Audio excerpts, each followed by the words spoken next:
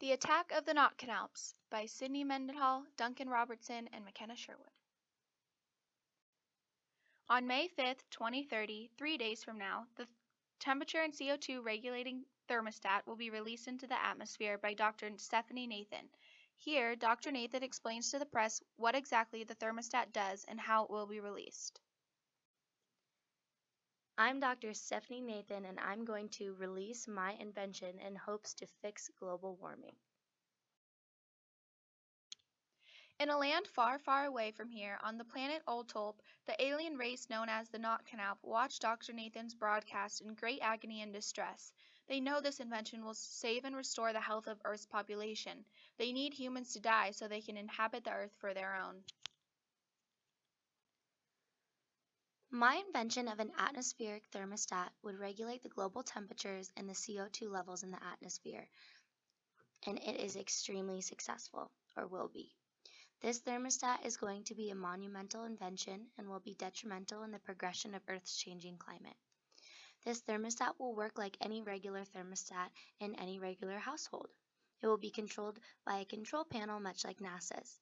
This control panel will obviously be maintained and inhibited with trusted and respected scientists. These scientists would gather data from all weather patterns in the past and create a pattern that the Earth would follow in order to maintain the stable weather patterns. They will also unanimously come up with a gas that counters the amount of CO2 in the air and could emit that gas through the thermostat. This will also be controlled within the control panel by the scientists as well. The invention of the atmosphere thermostat will contribute to fixing the climate of the planet, and with that, contribute to the very popular polar bear issue, will contribute to the management of the acidity levels rising in the sea and affecting the well-being of sea life, and last but not least, would hopefully all in all protect humans with better air quality and more peace of mind. This does not exclude any other organisms that are struggling with the climate change as well. All information about the thermostat would be public, and extreme measures would be taken to ensure that it was protected well. The Notknalp are so outraged at this situation that they decide to come and stop Dr. Stephanie Nathan themselves. They come to Earth but accidentally land in Rhode Island. This is far away from the lab where the thermostat resides, which is in Lubbock, Texas. Let's do this thing. The team and Dr. Nathan hear about the Notknalp's arrival and start to prepare themselves and the lab in Lubbock, Texas for battle. This is a disaster! My invention! We need to prepare. I'll call my men. They knew they needed help, so they called in the Special Forces. Dan Montgomery, the Special Force, was shunned to Miami, Florida years ago because no one understood his obsession with the Notknalps.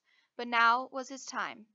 He was summoned to Lubbock, Texas to help destroy the alien race that was coming to destroy the thermostat. Finally.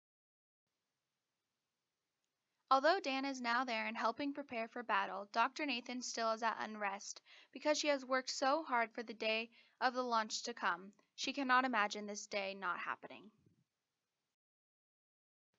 The public sector is anxious for the launch of the thermostat.